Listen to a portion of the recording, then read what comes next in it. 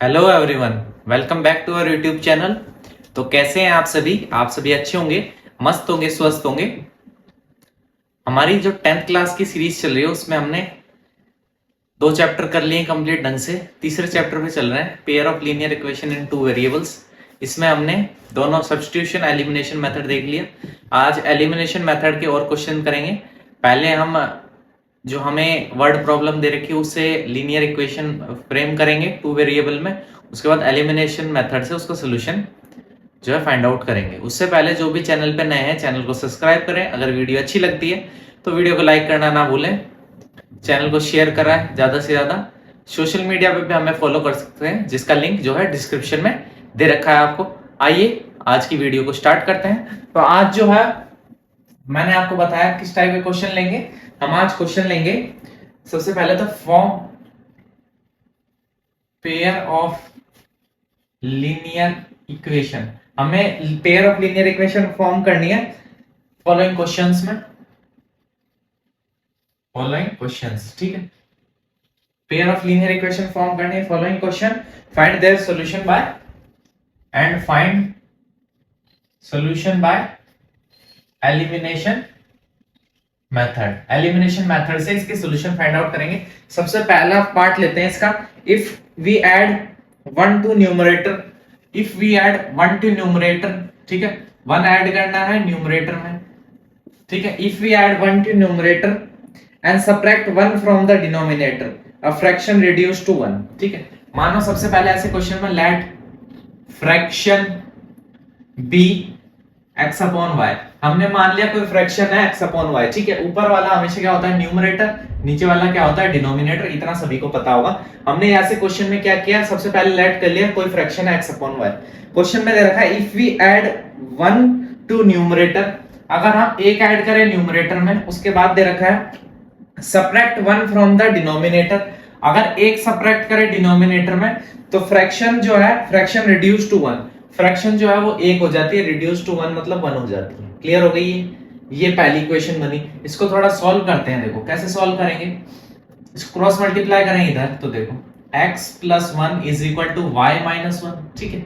तो देखो x, y को इस तरफ लाएंगे, minus y is equal to minus 1 minus 1, तो x minus y is equal to minus 2। ये इक्वेशन फर्स्ट हो गई। इसको मैं यहां लिख रहा हूं, x minus y is equal to minus 2, equation number first. समझ में आ गई कैसे क्वेश्चन से हमने इक्वेशन फ्रेम करी, कैसे उसको रीअरेंज कर लिया। नेक्स्ट इसी में दे रखा आगे, it becomes 1/2 half if only add 1 to denominator. ये जो फ्रैक्शन है ये हाफ हो जाती है अगर ओनली एंड ओनली हम क्या करें? 1 ऐड करें, वो भी डिनोमिनेटर में। न्यूमरेटर में कुछ चेंज नहीं करें, डिनोमिनेटर में अगर हम 1 ऐड करते हैं तो फ्रैक्शन हो जाती है 1/2, ठीक है। इतना समझ में आ गया। व्हाट इज द फ्रैक्शन, हमें क्वेश्चन में पूछा। देखो इससे नेक्स्ट इक्वेशन फ्रेम करते हैं, क्रॉस मल्टीप्लाई करते हैं इसको, तो ये हो जाएगा 2x is equal to y plus 1, तो 2x minus y is equal to 1, ठीक है। तो दूसरी इक्वेशन आ गई 2x minus y is equal to 1, ये सेकंड इक्वेशन, ठीक है।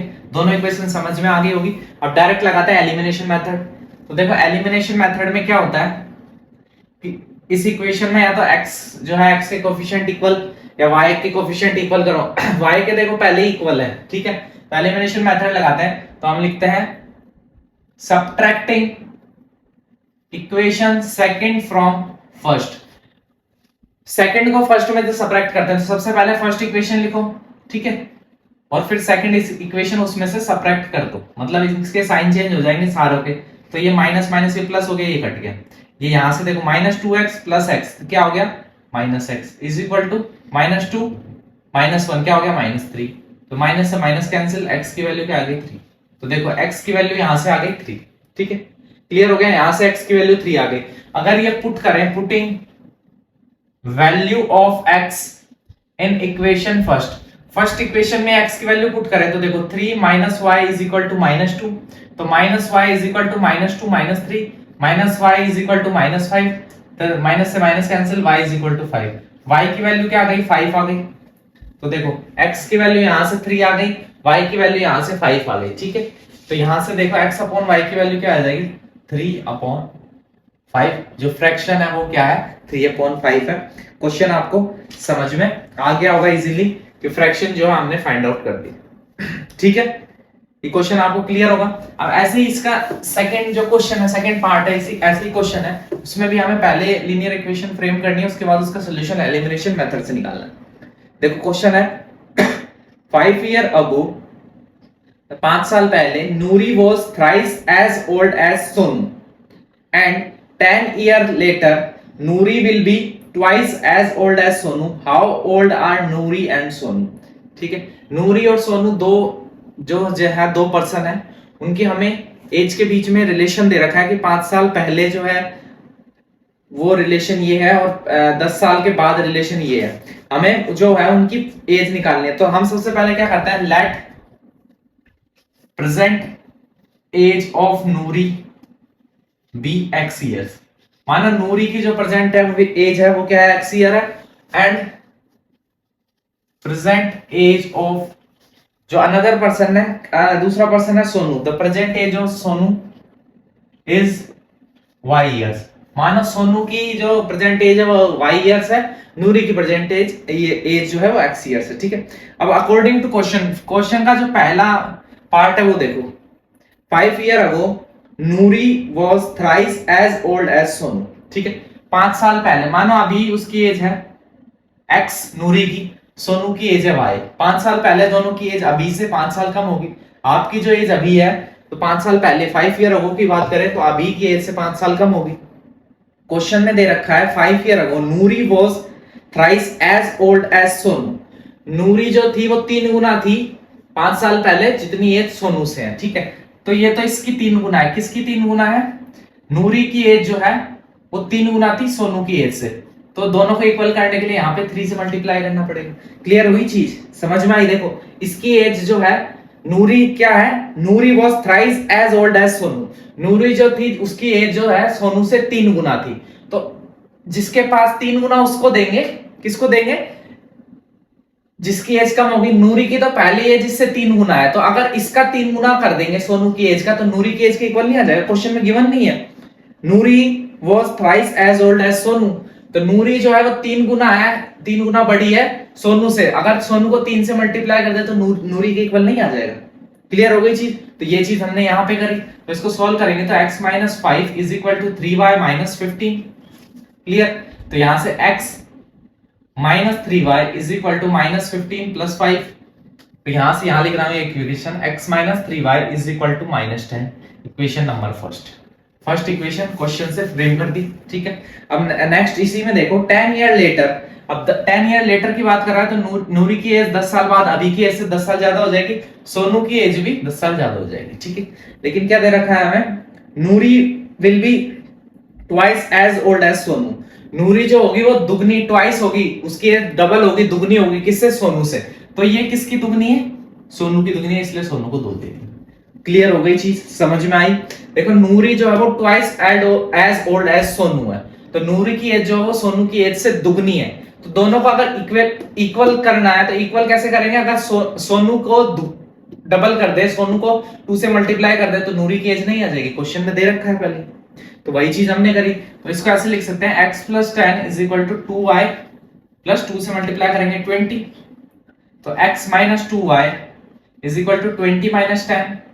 तो देखो x - 2y is equal to 10, ये हो गई equation number second. Equation number first कर लिया, इक्वेशन नंबर सेकंड कर ली। यहां तक किसी को किसी भी प्रकार की कोई भी दिक्कत नहीं होगी। अब देखो यहाँ पे जो x के कोफिशिएंट दोनों में 1 है, तो करते हैं subtracting equation first from second. पहली को दूसरी में से सब्ट्रैक्ट करते हैं, तो पहले दूसरी इक्वेशन लिखेंगे, उसके बाद पहली इक्वेशन लिखेंगे और सब्ट्रैक्ट कर देंगे तो सारों के साइन चेंज हो जाएंगे। साइन चेंज तो ये देखो यहाँ ये माइनस माइनस प्लस हो गया, प्लस का 3 माइनस का 2 कितना हो जाएगा? प्लस का 1 बचेगा तो y हो गया।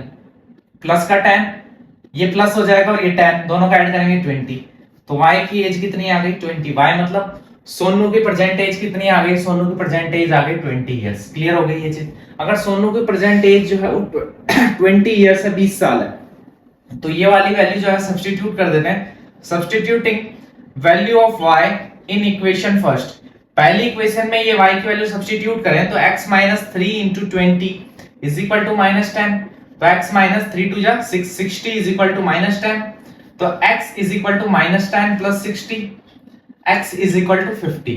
तो x क्या माना था हमने, नूरी की एज, तो नूरी की एज कितनी आ गई 50 इयर्स और सोनू की अभी प्रेजेंट एज आ गई 20 इयर्स। ये क्वेश्चन आपको समझ में आ गया होगा, इजीली क्लियर हुआ होगा, ठीक है। मार्क कर दीजिए, मार्कर चेंज करते हैं जब तक आप इस क्वेश्चन को वापस से नजर डालो, क्या पूछा था क्वेश्चन में, ठीक है।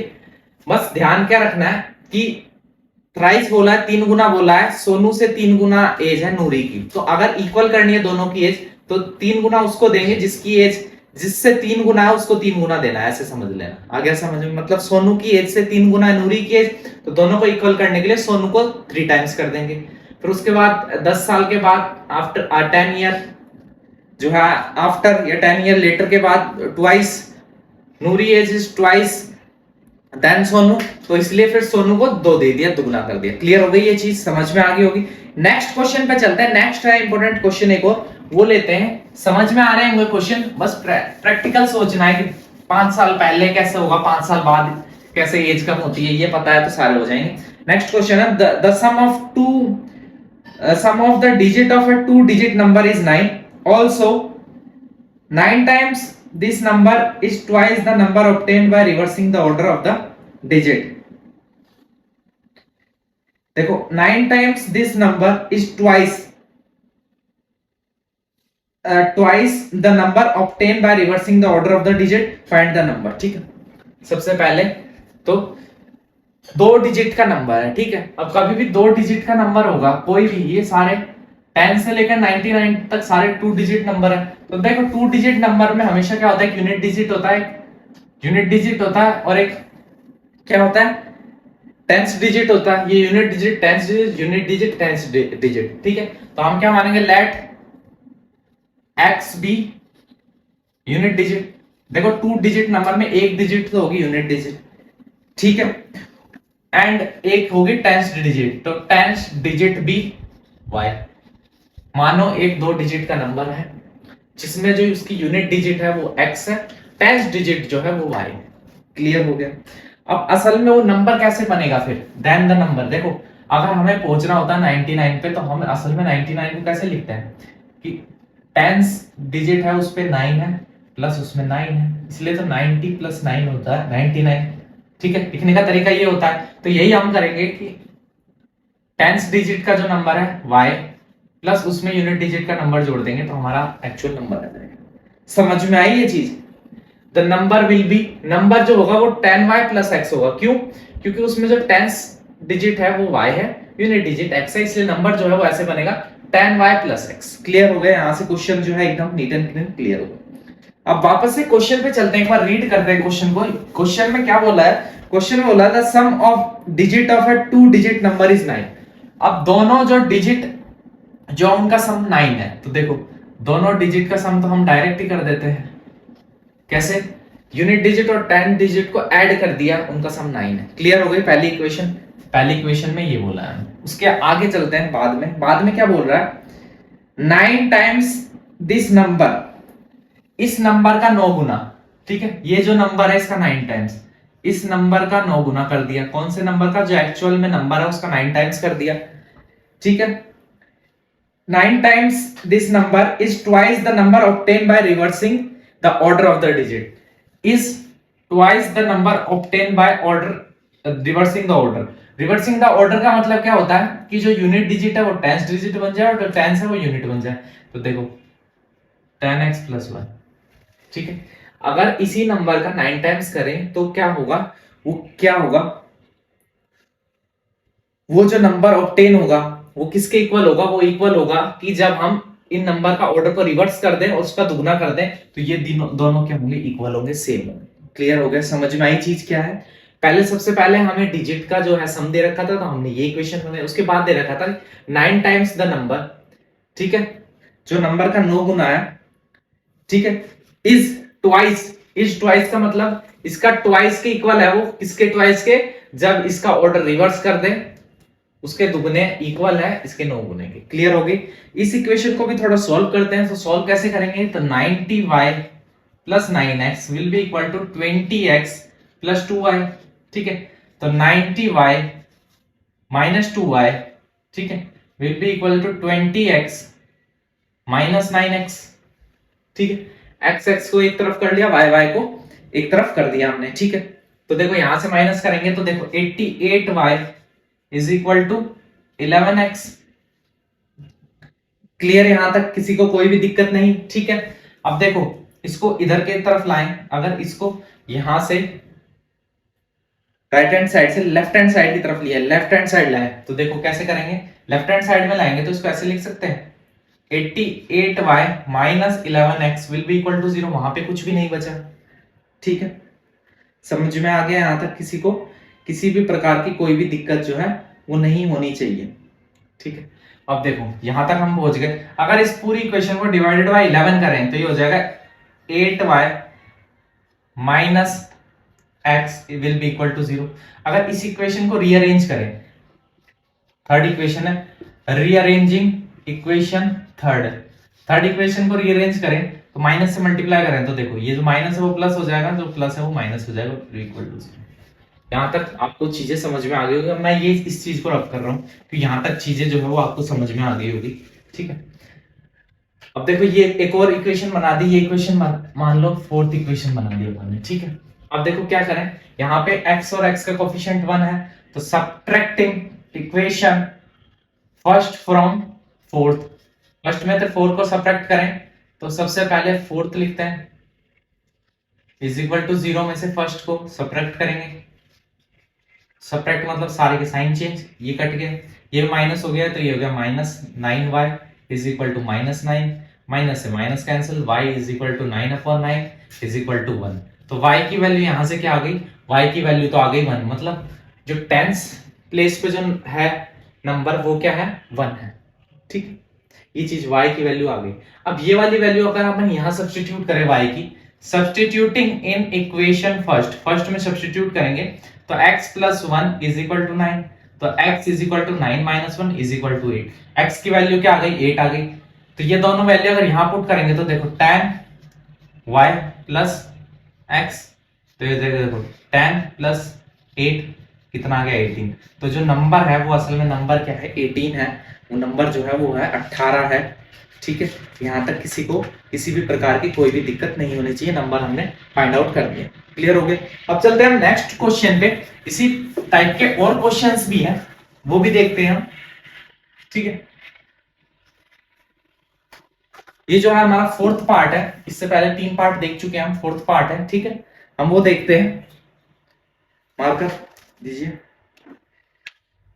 देखिए नेक्स्ट क्वेश्चन है, Meena went to a bank to withdraw rupees 20,000. She asked the cashier to give her rupees 50 and rupees 100 notes only. Meena got 25 note in all. Find how many notes of 50 and rupees 100 she received. ठीक है, मीना है कोई person, वो गया bank में, उसको 20,000 रुपए निकलवाने, विड्रॉ करने हैं। ठीक है, उसने कैशियर को बोला, बैंक निकालने जो पैसे निकालता है कैशियर, जो डिपॉजिट और विड्रॉ करके देता है पैसे कैशियर, उसको बोला कि मुझे 50 रुपए और 100 रुपए के ही नोट चाहिए। ठीक है, तो उसने उसको 25 नोट दे दिए, टोटल 100 रुपए और 50 रुपए के मिला के 25 नोट दे दिए। तो हमसे पूछ रहा है क्वेश्चन में कि बताइए उन 25 में से 50 रुपए के कितने नोट थे, 100 रुपए के कितने नोट थे उसको मिले, तो हमें ये बताना है। ठीक है, तो देखो हम इस क्वेश्चन में क्या करते हैं, सबसे पहले लेट कर लेते हैं, let number of 50 rupees note be x. हमने मान लिया कि नंबर ऑफ 50 रुपीज नोट जो है 50 रुपए के जो नोट है वो कितने हैं, वो एक्स है। ठीक है, and number of 100 rupees note be y. ठीक है, 100 रुपए के जो नोट है उनका क्या नंबर है, उनका नंबर है वाई।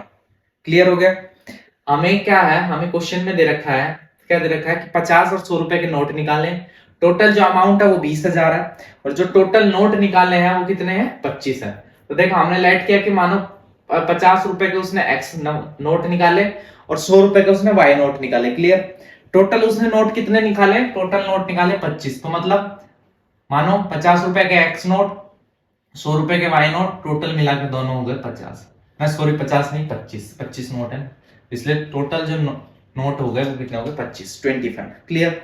नेक्स्ट में दे रखा है, हमें पहले ही बोल रखा था Meena went to bank to withdraw ₹20,000, उसे 20,000 रुपए निकलवाने हैं, ठीक है। तो 20,000 रुपए कैसे निकलवाए उसने कि मानो कुछ 50 रुपए के नोट निकलवाए, कितने एक्स नंबर, 100 रुपए के नोट निकलवाए वाई नंबर, और टोटल रुपए कितने निकलवाए 20,000 20,000। ये हो गई इक्वेशन सेकंड। इक्वेशन फ्रेमिंग समझ में आई। हमें क्वेश्चन में गिवन है कि 20,000 रुपए निकलवाना है, तो 20,000 कैसे निकलवाएगा, कुछ तो 50 रुपए के नोट निकलवाए, तो 50 इंटू एक्स, जितने भी 50 रुपीज नोट निकलवाए उनकी क्वांटिटी जो होगी एक्स होगी, 100 रुपीज निकलवाए वो वाई होगी, दोनों को मल्टीप्लाई करके ऐड करेंगे तो 20,000 ही आएगा, क्योंकि 20,000 रुपए निकलवाए। उसके अलावा क्वेश्चन में गिवन है कि 50 रुपए और 100 रुपए के नोट की जो क्वांटिटी है वो कितनी 25 है।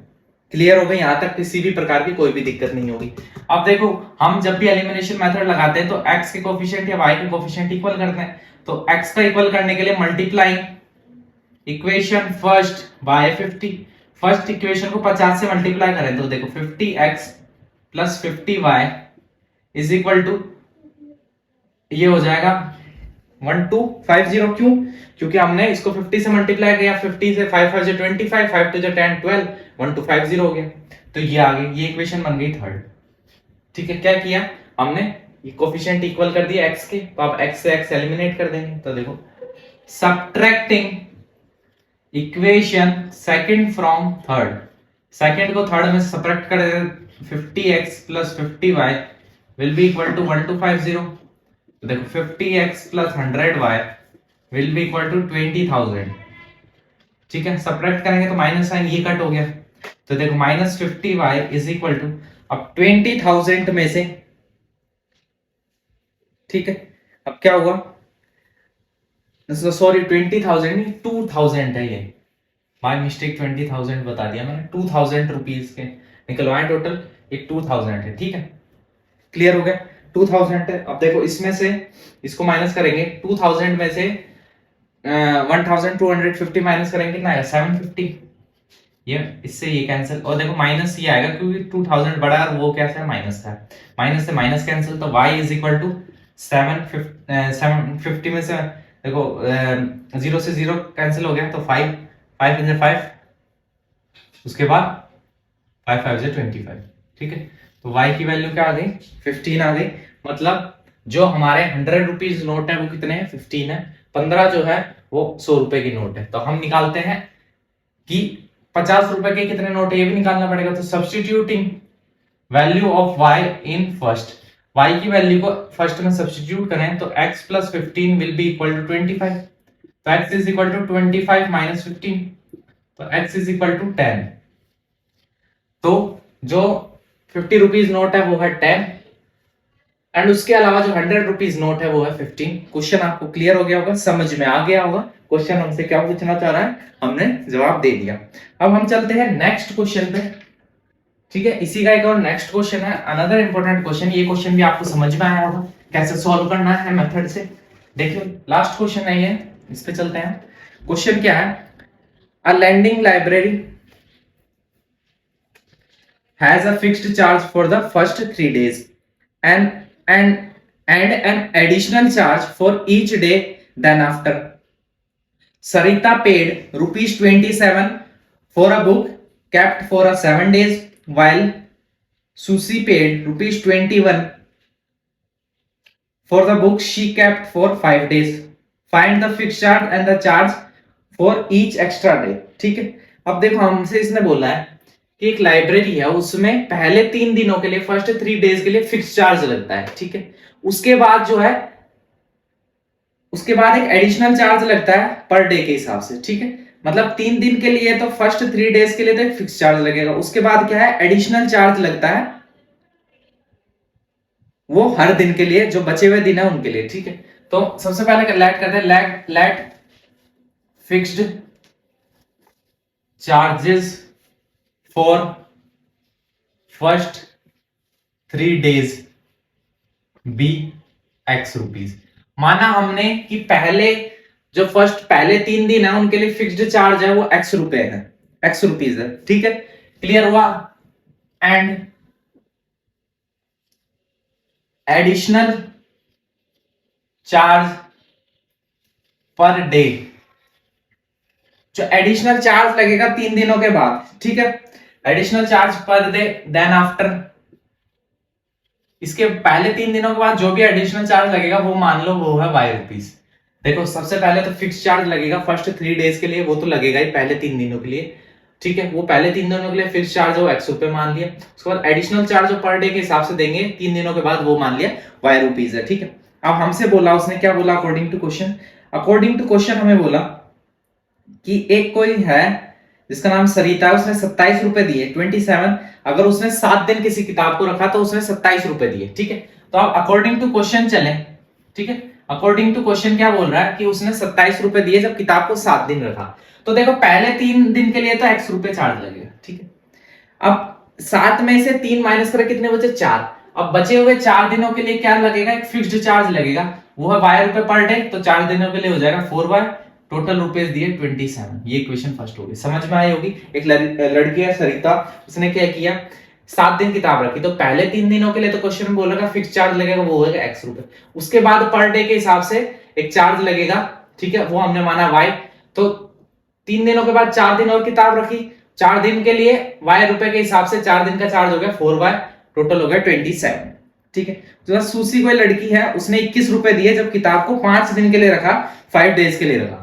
तो मानो उसने पहले 3 दिन के लिए तो उसके भी ₹x, फिक्स्ड चार्ज लगा कितना? ₹x, ठीक है। अब 3 दिन रख लिया तो बचे कितने? उसके पास 2 दिन और रखे, उसने 5 दिन रखी किताब, तो पर डे का चार्ज है, उसके बाद ₹y, 2 दिन का हो गया 2y, टोटल रुपए उसने कितने दिए? उसने रुपए दिए ₹21। ये हो गई इक्वेशन सेकंड। इक्वेशन फ्रेमिंग समझ में आई होगी, दोनों इक्वेशन मैंने ढंग से बता दिया आपको। अब क्या करेंगे, देखो ये इक्वल x और x सब्ट्रैक्ट कर देंगे, subtracting equation first from second, first को सेकंड में से सब्ट्रैक्ट करें तो x + 2y = 21 और x + 4y = 27। सब्ट्रैक्ट करेंगे, माइनस साइन हो जाएगा, ये कट हो गया, ये -4 हो गया प्लस 2y हो गया, तो ये -2y बचा है यहाँ से, -27 + 21, ठीक है। तो -27 + 21 तो कितना बचेगा? यहाँ से माइनस के 6 बचेगा, माइनस से माइनस हट गया, तो y = 6/2, तो y की वैल्यू कितनी आ गई? 3। तो y की वैल्यू कितनी आ गई? 3। मतलब कि जो एडिशनल चार्ज लेता है वो पर डे का, वो कितने हैं? ₹3 पर डे का एडिशनल चार्ज रहता है 3 दिनों के बाद। लेकिन अभी हमसे जो फिक्स्ड चार्ज है 3 दिनों का, वो भी हमसे पूछा है, तो हम वो कैसे निकालेंगे? ये जो वैल्यू आई है y की, वो पुट कर देंगे, substituting value of y in equation second, second equation में सब्स्टिट्यूट करें तो x + 2 × 3 = 21, तो x + 6 = 21, तो x = 21 - 6, ठीक है। तो x की वैल्यू कितनी आ गई? यहां से x की वैल्यू आ जाएगी, देखो 21 में से 6 माइनस करेंगे 15, x की वैल्यू आ गई 15। मतलब जो फिक्स्ड चार्ज है वो है ₹15, जो एडिशनल चार्ज पर डे है वो है ₹3। क्वेश्चन में हमें यही फाइंड करना था, हमने फाइंड आउट करके बता दिया आपको। तो देखा आपने, हमने जो है एलिमिनेशन मेथड के कि इक्वेशन फ्रेम करके उसके बाद उसके जो है एलिमिनेशन मेथड से क्वेश्चन सॉल्व करने थे वो करे, उसकी प्रैक्टिस करी। तो ये चैप्टर आपको पूरा अच्छे तरीके से समझ में आएगा। इसमें हर एक टॉपिक, हर एक कंसेप्ट हमने कवर किया आराम आराम से, हर एक क्वेश्चन को अटेम्प्ट किया, कवर किया है। आपको आज की वीडियो कैसी लगी हमें जरूर बताएं। अगर वीडियो अच्छी लगी है तो लाइक करना ना भूलें, चैनल पे नए हैं तो चैनल को सब्सक्राइब करें, साथ ही साथ जो भी ग्रुप में आप जुड़े हुए हैं उन सभी में शेयर करें। अगर आप चाहते हैं हमें और भी ज्यादा सपोर्ट करना तो हमें फेसबुक पे भी आप फॉलो करें, ऊपर से फेसबुक की स्टोरी में हमारे चैनल लगा सकते हैं, साथ में व्हाट्सएप पे भी शेयर कर सकते हैं, टेलीग्राम पे भी शेयर कर सकते हैं, सोशल मीडिया पे भी हमें फॉलो करें, ताकि आने वाले टाइम पे जो अच्छी अच्छी वीडियोस तो मिलेगी, साथ साथ अच्छे अच्छे क्वेश्चंस और जो इंपॉर्टेंट कंटेंट होगा PDF फॉर्म में आपको मिलता रहे। ऐसे ही अच्छी वीडियो के साथ मिलते हैं नई एक और अच्छी सी नई क्लास में। तब तक के लिए bye, take care, love you all.